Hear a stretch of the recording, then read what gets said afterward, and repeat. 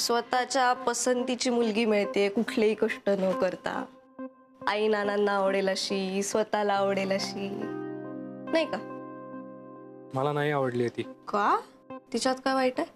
तिच्यात काही वाईट नाहीये, पण माझं प्रेम नाहीये तिच्यावर. मग दुसऱ्या कोणावर आहे का? विचार. मी नाही म्हणणार आहे तिला. पण का? तेच कळत नाहीये. नाना विचारतील नकार का देतोस तेव्हा काय उत्तर देऊ. मग हो म्हण. पण नाही म्हणायचंय मला. तुला हो म्हणायचं नाहीये. ती मुलगी काही वाईट नाहीये. तू म्हणतोयस तुझं बाकी कोणावर प्रेम नाहीये, मग प्रॉब्लेम काय आहे? मला नाही माहिती. मग विचार स्वतःच्या मनाला. किंवा मना तुला नक्की काय हवंय. जर खरंच आवडत असेल कोणी तर मग सांगून टाक ना मोकळेपणाने. तुला जेवढं वाटतं ना तेवढं अवघड नसतं रे प्रपोज करणं. हो ना का नील? ए तुम्ही दोन्ही जण बाहेर जा आणि एकमेकाला काय प्रश्न विचारायचे ते विचारून घ्या. हा, तुम्हाला मुलांना काही बोलायचं असेल तर माझ्या खोलीत जाऊन बसा, बोला. कुठे रूम? ये ना. सावकाश. बस. तू पण बस ना. हे जरा विचित्रच आहे ना, म्हणजे आपण असं भेटणं वगैरे. हो विचित्र तर आहे, पण ठीक आहे. अरे म्हणजे आता लग्न करायचं म्हटल्यावरती भेटावं ते लागेलच ना. ते ठरवू ना आपण लग्न करायचं की नाही ते. हा ते तर आपण ठरवूच, पण तसं न करण्याचंही काहीच कारण नाहीये ना. म्हणजे तुला जॉब आहे, मला जॉब आहे, तू पुण्यात राहतोस, मीही पुण्यातच राहते, आणि आपल्या घरचे ते तर एकमेकांसोबत एकदम कमाल राहत आहेत. किती छान आहे सगळं. आणि प्रेम ते होईलच की.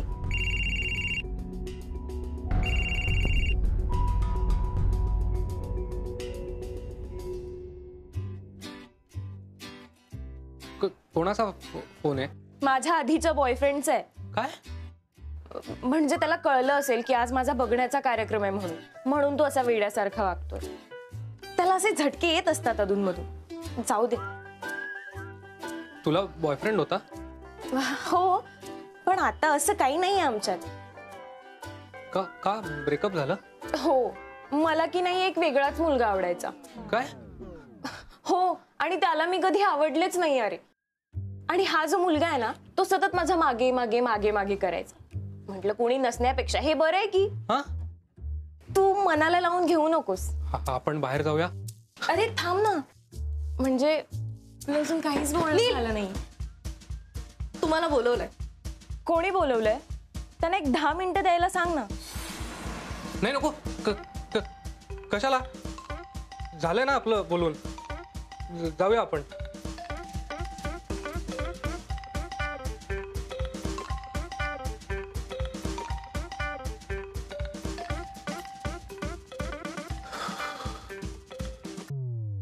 थँक्स यार, वाचवलंस. व्हॉटएव्हर. चला.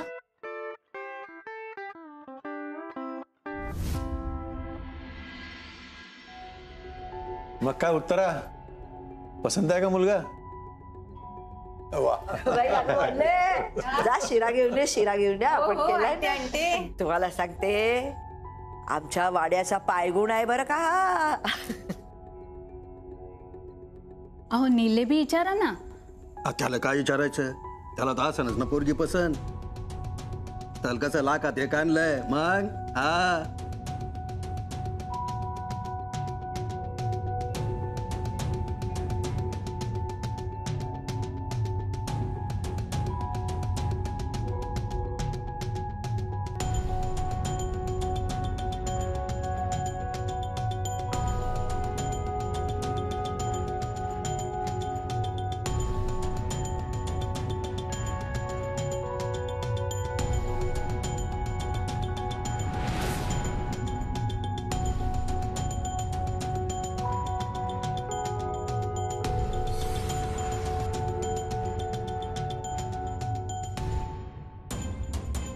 मला हे लग्न करायचं नाहीये.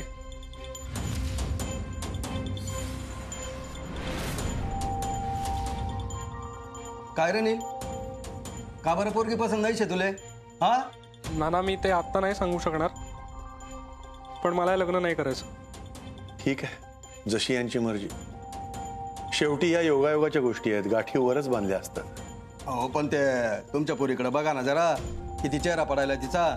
हा, मी समजावेन तिला. बरं आम्ही आता निघतो.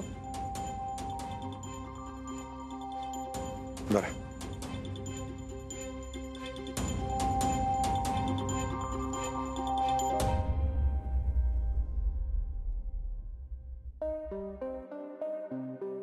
नील, हाऊ काय आगावपणा शे रे, काय आगावपणा शे हाऊ? असं कोणी वागतं का भाऊ? हा, हाय असं वागणं अख्ख्या जळगावकर असले तरी सुटवच का? नील, नाना बरोबर बोलतायत. किती सालस होती रे मुलगी. काय हरकत होती, का नाही म्हणालास तू? नील, सगळे काय म्हणतायत ते ऐक. हा, हे बघ, तुला योग्य वयात मुलगी नाही ना मिळाली तर आमच्या भाऊजींसारखं व्हायचं. नको त्या वयात प्रेमाचं वारं लागायचं. म्हणजे मला असं म्हणायचंय की तुझ्या मनात जर काही असेल तर ते आत्ताच सांगून टाक. भाऊजींसारखी 22 वर्ष नको लावूस, असं म्हणायचंय मला. मला अशा मुलीशी लग्न नाही करायचं जिच्या आयुष्यात कदाचित दुसरंच कोणीतरी असेल. हे काय बोलतोय नील तू?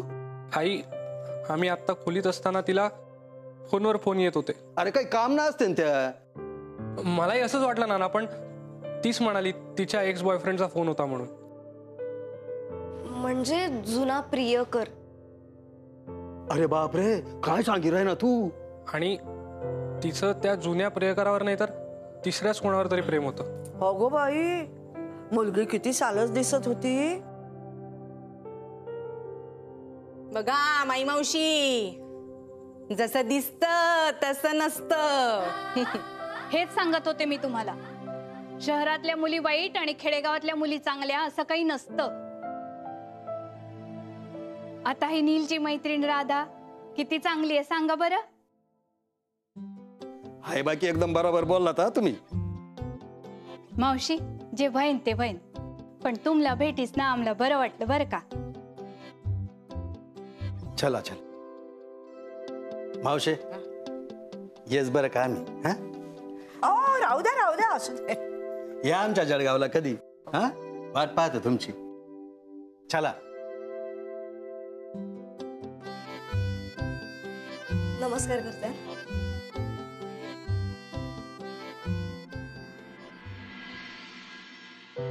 तर असं आहे सगळं. चांगलं आहे की. म्हणजे तुम्ही एका साईटवर डागडुजी करायला गेलात आणि तिथे एक नवीन काम ओके करून आलात. चांगलं आहे की. हो ना, पण आता हे सगळं कसं मॅनेज होणार आहे, कसं करू हे सगळं, याचं खूप टेन्शन आलंय. टेन्शन? आणि तुम्हाला? हो रे. काय सौरभ, तुझ्या ऑफिसचं काम चालू आहे, मेहता अँड मेहताची दुसरी साईट चालू आहे, शिवाय आता हे नवीन काम. जरा कसरतच होणार आहे माझी. बघू. पण तुम्ही नेहमीच 3-4 कामं एकत्र करत होतात ना. हो सौरभ, करतीये. तुझ्याशी एक बोलायचं. बोलू? बोला ना. कसं आहे ना, पारिजातलं सगळं जरा वेगळं होतं. म्हणजे तिथे काय आम्ही इनमिन माणसं 3, त्यात तुझी रमा काकू माझी खूप मदत करायची, राधा ही छोट्या मोठ्या जबाबदाऱ्या उचलायची, आणि शिवाय एक मदतनीस यायची जिचं सगळं सुपरविजन आई करायची. त्यामुळे मला घराबाहेर राहणं म्हणजे उशीर झाला तरी चालायचा आणि खूप काम करणं सहज शक्य होतं रे. आणि इकडे तुम्हाला तसं करता येत नाही. सॉरी. नाही सौरभ, मी तक्रार करत नाहीये. मी आनंदानेच पडल्या ना यात. पण इथे येणाऱ्या अडचणी आहेत त्या आहेत, आणि हे सगळं तुझ्याशी प्रामाणिकपणे बोलू शकते म्हणून सांगावंच वाटलं तुला. काय करूया? काय करूया?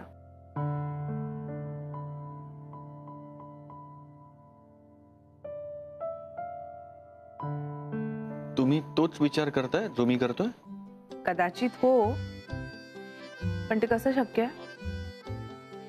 नाही ना, मावशीने स्पष्टपणे सांगितलंय की तिला मदतनीस नकोय.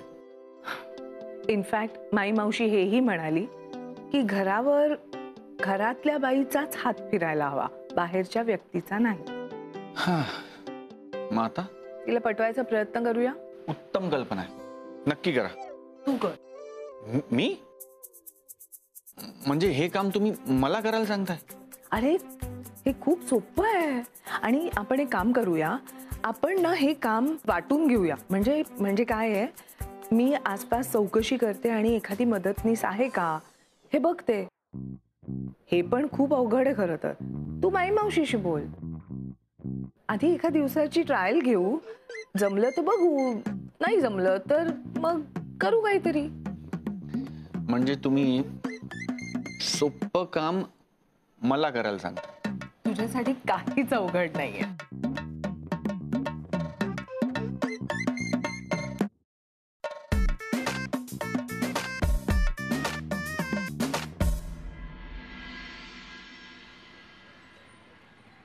तुम्ही कॅश द्या ना मला. दादा माझ्याकडे खरंच कॅश नाहीये. एक काम करता का, UPI ट्रान्सफर चालेल, मी लगेच करते. ते नाही माझ्याकडे, तुम्ही कॅश द्या ना मला. माझ्याकडे कॅश नाहीये, तो कुठून देऊ? नाही तर असं करा, तुम्ही बाकीच्या घरांकडे जाऊन येता का? मला लास्ट द्या सिलेंडर, म्हणजे तोपर्यंत काहीतरी बंदोबस्त करते. अहो परत परत कोण येणार? 900 द्या आणि मला सोडा ना. यार 1 मिनिट थांबा मग जरा. 1 मिनिट.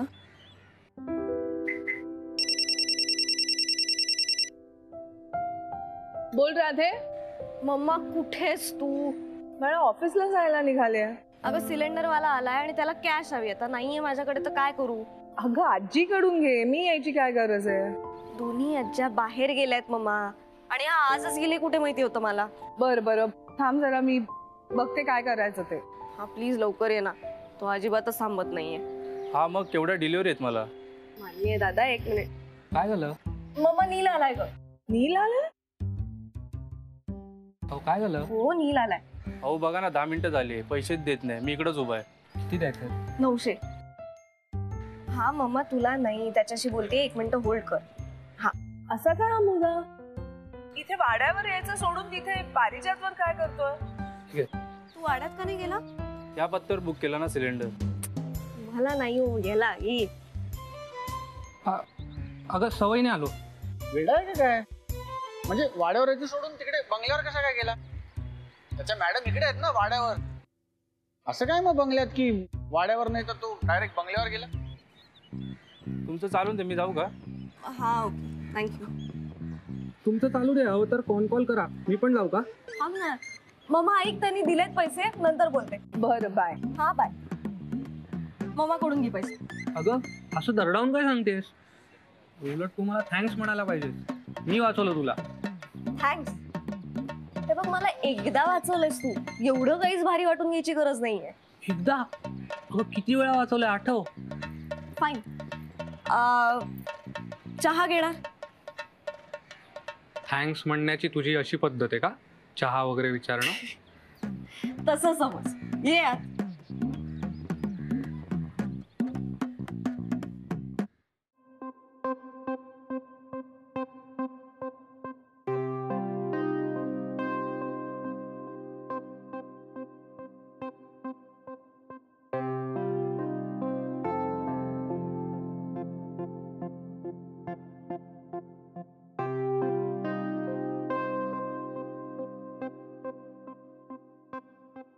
ही अशी फाईल सेंड करणार आहोत क्लायंटला.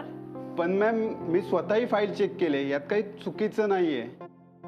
प्रूफ रीड पण केले मी. ओ म्हणजे आयुष्यभर चुका नाहीत इतपतच काम करत राहणार आहोत का आपण?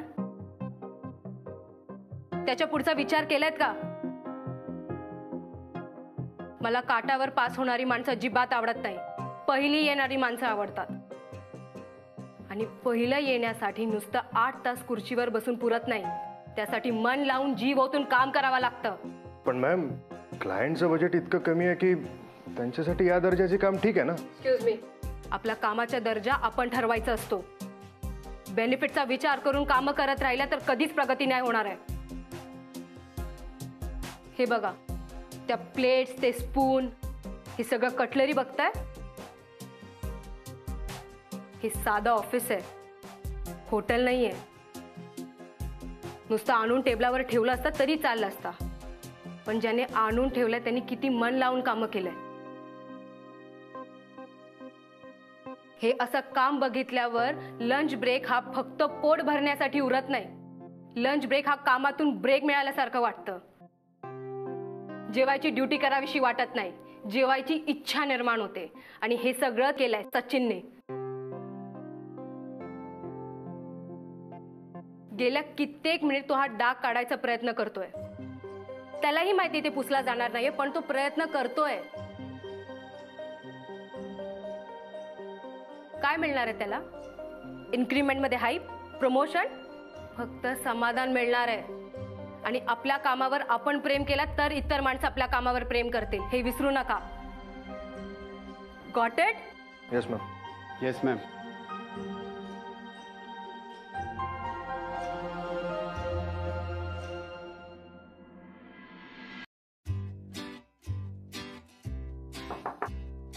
राधा, राधा, राधा ऐक ना. मला आता रमा आजीचा फोन आला होता. त्यांनी मला एक काम सांगितलंय. मी पटकन जाऊन येतो, पण तू ऑफिसला जाऊ नको काय? आपण एकत्र जाऊया. मी थांबत नसते आणि आलास तर आलास. अगं आपण रोज एकत्र जातो ना माझ्या गाडीवरून. थांब की. हा बघू. आधी त्या कावेरी आजी कामं सांगतातच, आता रमा आजी पण काम सांगतात. मी ते राधासाठी येतो की या आज्यांची हमाली करायला येतो? काही बोललास का? हा नाही नाही, काही नाही. कमाल करता हा श्रीधर पंत तुम्ही. एखाद्याची किती चेष्टा करायची, त्याला काय? अहो चेष्टा कशाच्या? तुमची जोशी नाचते जशी फेंगडे पाय करून, त्याला कोण काय करणार? अहो नक्कल करायचा मोह सुद्धा आवडत नाही. आजी हे घ्या तुमचं पार्सल. मी निघतो, उशीर होतोय. थांब की जरा, इतकी काय घाई आहे? हो आधीच उशीर झालाय. राधा पोचली सुद्धा असेल ऑफिसला आणि मी इथे तुमची कामं करत बसलोय. म्हणजे राधा ऑफिसला आधीच पोचली याचं दुःख झालंय. मला आपलं वाटलं तुला वेळेवर ऑफिसमध्ये पोचायचं आहे का काय? हो हो खरंच जायचंय. हो अरे थांब रे जरा, इतकी काय घाई आहे? यांची ओळख तर करून देते. मी तुम्हाला म्हटलं होतं की नाही, आमच्या घरी एक मुलगा आहे, तो फार गोड आहे बघा, मला फार आवडतो तो. तोच हा नील बरं का. आणि नील हे श्रीधर पंत. नमस्कार. आमचे विरंगुळा केंद्रातले मित्र आहेत माझे. फक्त मित्र? आणखी काय? ओ नाही नाही नाही, कॅरम पार्टनर आहेत माझे, कॅरम पार्टनर. अहो भूक लागली हो, ते पार्सल उघडा ना लवकर. हा हा. मी निघू का आजी आजोबा? अरे सारखं सारखं तिला आजी म्हणून काय बसतोयस? ती खरंच वाटते का आजी? हो मी दिसते आजी. ए बाबा, यांना काका म्हटलंस तरी चालेल. पार्सल उघडते. आजी मी निघू का? अरे थांब रे जरा.